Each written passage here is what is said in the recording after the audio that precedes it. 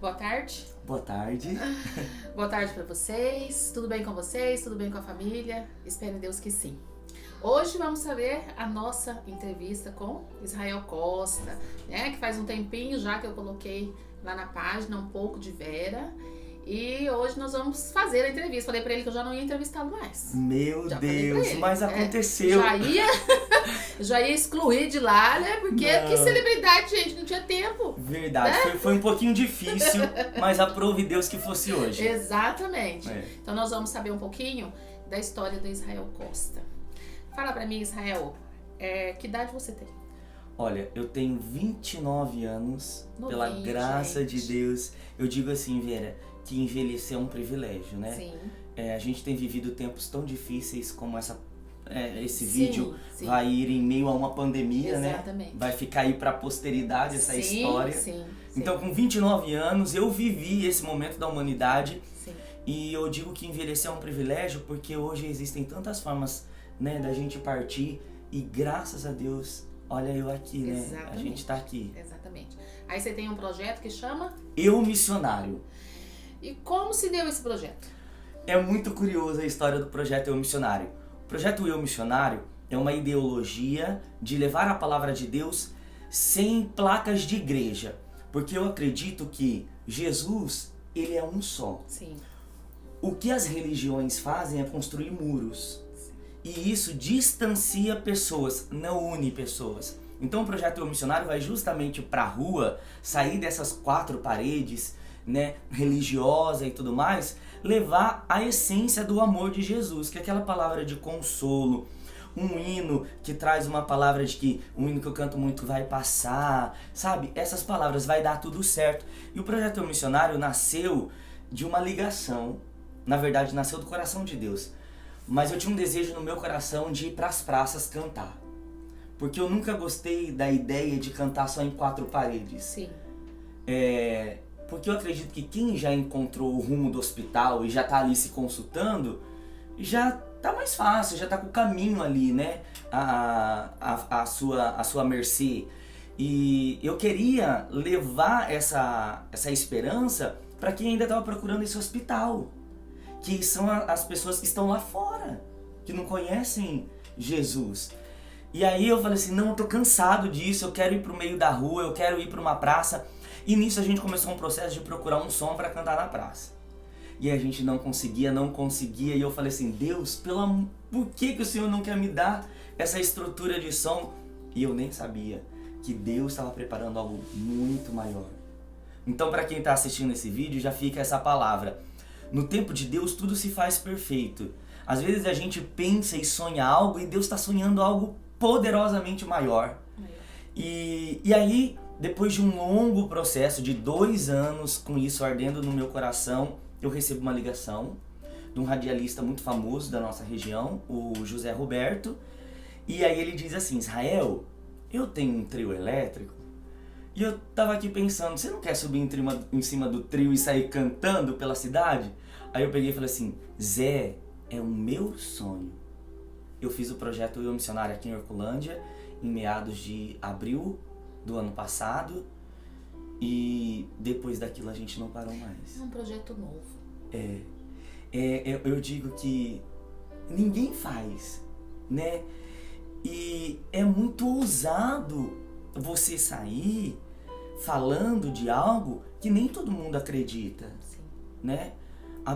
E outra, as pessoas acabam que julgando a religião, falando assim, o evangélico, não, mas a gente está sempre ali em cima frisando, né, que é independente de religião. Inclusive nessa última agenda que a gente teve uma cena muito linda de uma senhora segurando um terço, sabe, com uma fé, uma coisa tão linda, e outras levantando as suas imagens, e a gente tá ali justamente para falar do amor, sabe, de Cristo. Sim. O que a pessoa vai fazer com esse amor e como ela vai lidar com isso dali pra frente, depois daquela experiência, aí é ela e Deus. Então nesse período a gente tem visto Deus libertar pessoas, gente sendo libertas de vício, gente vomitando doença no meio da rua. A gente tem imagens que depois eu posso até te fornecer para você colocar aí na edição, desses momentos.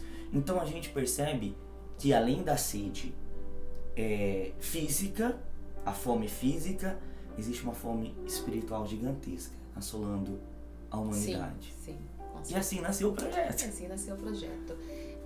Que nem você falou, que você já tinha esse sonho no coração, né? Isso. E enquanto adolescente? Olha, a minha adolescência, eu cresci dentro de um lar cristão e não é por conta de ter nascido dentro de um lar cristão que a gente não passa por dificuldades, que a gente não tem dúvidas. Então, num ponto da minha adolescência, eu pensei e falei assim, o que eu quero pra minha vida? O que Deus quer pra mim? Mas eu sempre comecei a cantar com 5 anos de idade, muito cedo. Então, quando você começa muito cedo, você precisa amadurecer também muito cedo algumas coisas. Porque querendo ou não, quando você lida com o público, vai lhe requerendo algumas renúncias que outros jovens, naquele ponto da minha idade, não faria. E eu tinha que fazer. Então isso foi muito pesado, foi doloroso, mas graças a Deus eu sempre tive uma família que me apoiou, que me guardou. E ali começou, né? Começou o desejo de primeiro falar desse amor que eu sentia que era genuíno na adolescência. E aí, lá na adolescência, eu comecei a cantar com a minha irmã. Então, durante muito tempo, eu fiz dupla com ela. E a gente estava ali junto. Depois que ela teve os bebês, criou-se a família dela, a gente não conseguiu viajar mais junto. E aí eu tive que continuar sozinho. E aí foi o meu teste de fogo. Nesse processo, eu tinha vontade de me formar. Aí eu falei assim, Deus, eu preciso fazer, eu gosto de fazer as coisas bem feitas, quando eu pego pra fazer. E aí eu disse, olha, se eu começar a estudar, eu não vou conseguir cumprir as suas agendas. E eu tenho esse sonho. Vera, no dia que eu fiz a minha matrícula, ali encerrou-se as minhas agendas. O meu telefone ficou sem tocar durante 4 anos. Ninguém me convidou durante 4 anos pra cantar. Foi algo assim, real. Deus falou assim, você quer esse tempo? Então eu vou te dar. Vou te dar. Deus me respeitou demais. Me formei. No dia que marcaram, olha que curioso, no dia que marcaram a data da formatura, o telefone da minha mãe tocou. No final de semana seguinte à formatura, eu já tinha o meu primeiro compromisso. Não, Deus é maravilhoso mesmo. Ele é muito respeitoso. Ele faz assim, a gente que não o escuta direito. Exato. Muitas das vezes. O que eu acho que a gente mais peca na nossa vida é que a gente vive em meio a multidões. Sim. E a Bíblia vai falar muito sobre isso, sabe? Multidões. As pessoas, Jesus atraía as multidões. Então todo mundo que precisava de um milagre, de uma palavra, estava em meio às multidões. O que diferenciava essas pessoas era a forma com que elas lidavam com o contexto da multidão. Então, muita gente, às vezes, não alcançava Jesus, porque no meio da multidão tinha alguém que falava assim, para, você nunca vai conseguir tocar nele. Ele nunca vai conseguir te ouvir. Só que aí Deus me mostra um homem muito insistente que ficava à beira do caminho gritando, Filho de Davi, tenha misericórdia de mim. Filho de Davi, tenha misericórdia de mim. E outro que subiu numa figueira brava. Olha isso. E outra que rompeu a multidão para trocar na hora das... Ou seja, pessoas que decidiram, entenderam que a condição em que elas estavam não definia o milagre que elas iam receber. E elas foram. Uns gritando, outros subindo no alto, independente da situação. E outros tentando tocar. E outros tentando tocar. No final dessas histórias todas, eu sei que Jesus visitou a casa dele. Jesus disse, olha, hoje, Zaqueu, me convém pousar na sua casa. O outro, Jesus devolveu a visão. E a outra sanou-se. Ele queria saber, né, quem que tinha tocado, né? Exato. Ele tinha sentido... E olha, eu tô me arrepiando. Ele tinha sentido, isso. Né, independente. Olha que doido isso. No meio daquela multidão toda, ele ainda questiona, quem me tocou? Exatamente, porque todo mundo estava tocando, mas e de fato, quem me tocou? Isso. Quem estava que com aí essa os discípulos falam assim, mas Senhor, a multidão te oprime, te aperta. Exatamente. Mas Aí ele fala tinha assim, uma fervorosa. Calma, alguém me tocou porque de mim saiu virtude. Exato. Você tem noção do que é você sentir sair pelo teu corpo? Exatamente. Isso é muito forte. É muito forte. E só saiu virtude porque alguém apertou aquele gatilho em Jesus. Olha o poder que a gente tem. Olha, isso que eu vou falar pode ser até polêmico, mas olha a força que a gente tem diante do nosso Deus, de tocá-lo e ativá-lo. Sim, sim. É como a gente tocar colocar um interruptor e acender. Isso. Né? Isso é verdade. Agora você está num novo momento. Sim. Qual é o seu novo momento agora? Algo assim que muita gente também não compreende. E eu acho que essa entrevista, inclusive eu vou postar ela depois nas minhas redes também, compartilhar, é a minha vida política. Em meados de... A gente está em 2021, né? Sim. Em meados de 2019, sim, eu recebi um convite. Eu fui sondado ali, né? Para concorrer à vereança, um cargo no legislativo da minha cidade. De início, naquele momento eu não estava vivendo o projeto Eu Missionário, não tinha nada desse sim, contexto, né? Apesar de sempre ter crescido com um viés religioso e tudo mais. E naquele momento eu falei assim, eu quero. É mais uma forma de eu fazer aquilo que eu já sei fazer, que é ajudar. Porque veja, a política, ela tá tão inserida na história sim, da humanidade bíblica, sim, que os homens mais importantes da Bíblia, assim, a grande maioria são políticos.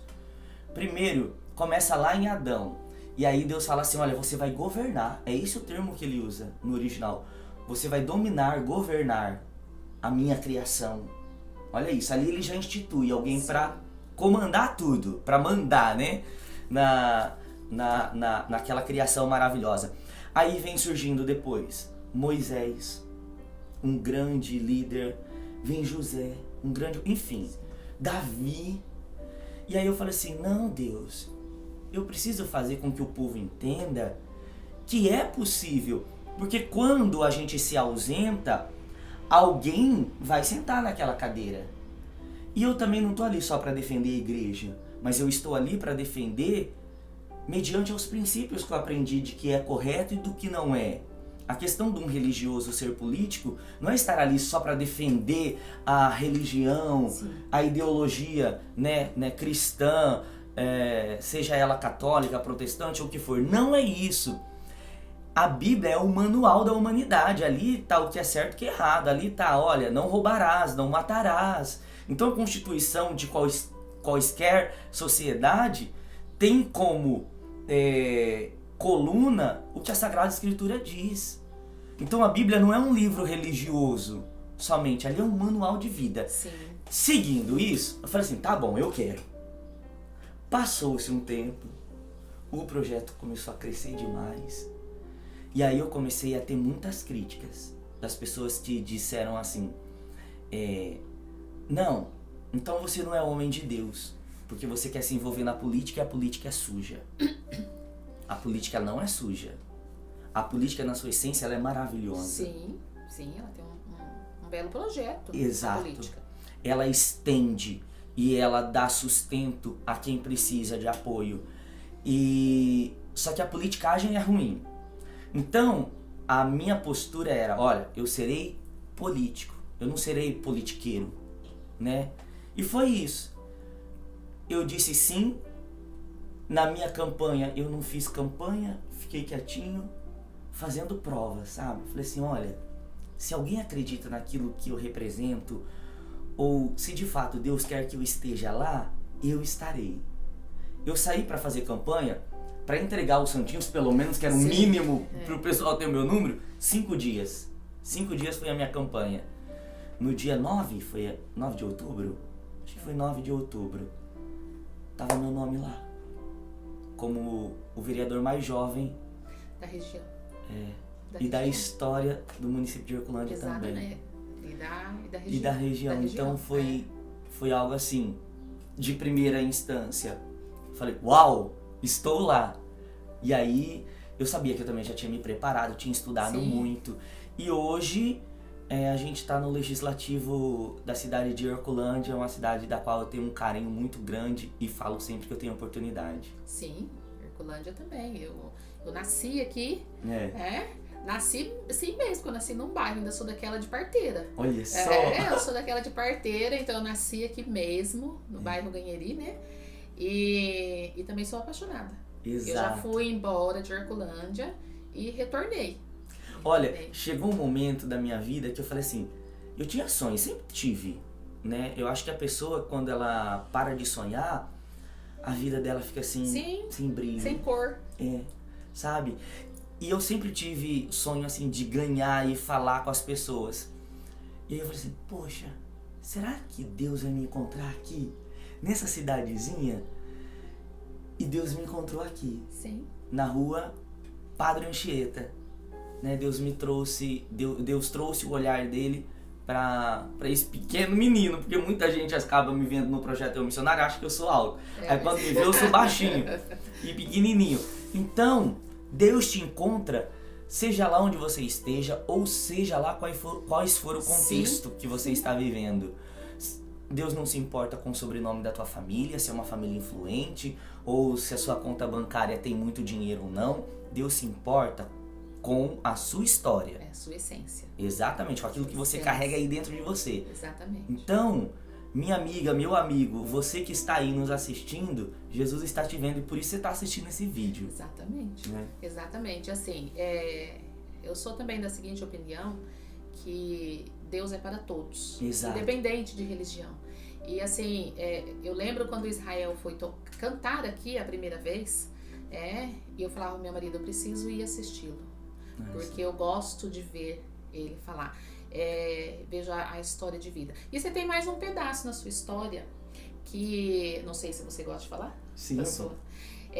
O Israel, ele era gordinho. Exato! Né? Eu gosto! Até quando eu tô falando desse show, vamos dizer, que ele fez, ele estava gordinho, assim. Exato. Mas sempre lindo, maravilhoso. E aí, conta esse pedaço.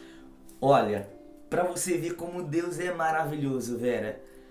Quando eu comecei o processo de emagrecimento, foi um dia. Um dia eu acordei e falei assim, eu vou emagrecer. Por 2 motivos. Pela minha saúde e porque eu tava tendo muito refluxo e a minha voz tava ficando muito ruim. Eu falei assim, não, isso não é certo. Como eu posso estar estragando algo que Deus me deu? Sim. Eu tô negligenciando, né? Naquele dia, eu falei assim, vou mudar de vida. Eu dei um grito no meu Instagram e uma pessoa incrível chamada Thaís Pessoa, minha nutricionista, minha irmã, minha parceira, disse, olha, eu vou te ajudar. Em 2 meses e 2 semanas eu emagreci 30 quilos. 30 quilos. Eu saí de 85 e fui para 55.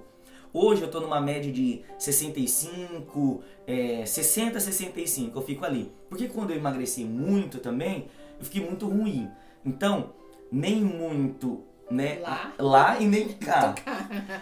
E ali começou esse processo. E aí, o processo terminou, se deu logo quando o projeto começou. Meses depois o projeto começou. Ou seja, se eu estivesse naquele porte físico, eu não ia ter saúde. Exatamente. Não ia dar conta de toda essa agenda. Só que quando eu comecei o processo de emagrecimento, eu não me dei conta de que já era um trabalhar de Deus.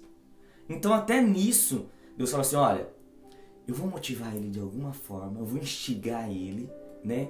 E aí, por isso que eu falo, olha, você quer vencer? Se propõe. Se coloque no caminho. Sim. Se coloque no caminho e Deus na frente. Exato. Né? Porque cabe uma parte da história você escrever e Deus, sabe, fazer a parte dele. Porque isso ele nos fato. deu o livre-arbítrio, né? Exato. Eu poderia continuar comendo. Sim.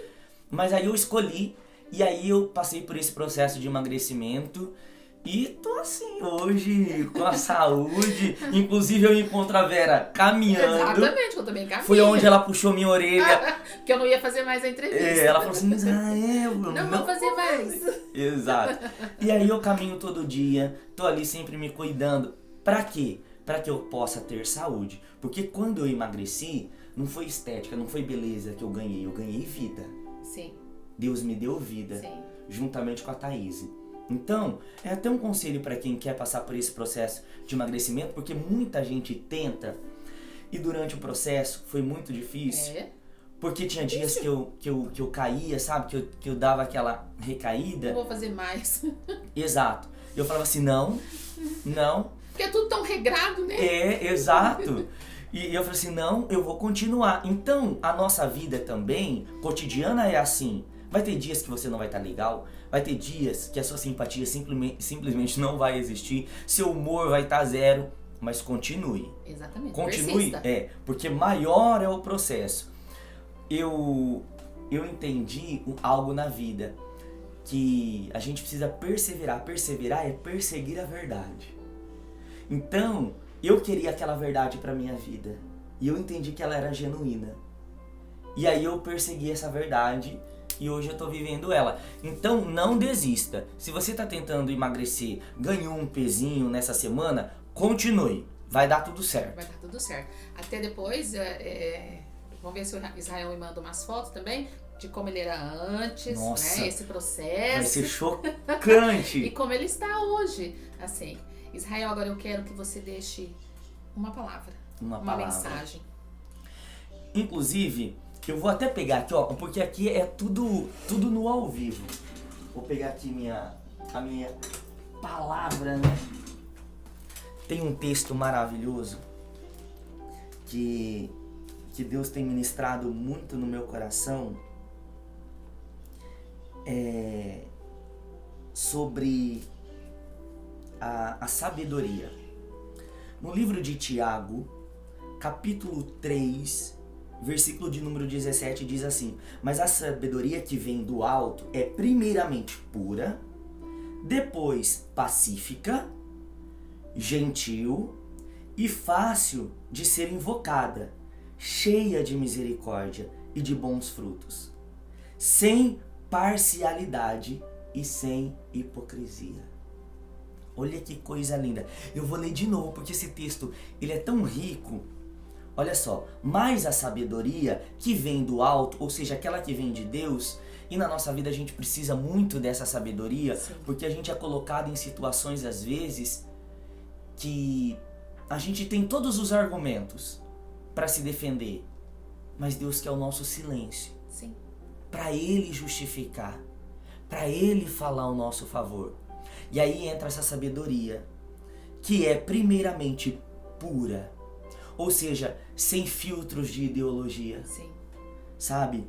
Depois ela é pacífica, ou seja, ela é calma, branda, ela não é agressiva.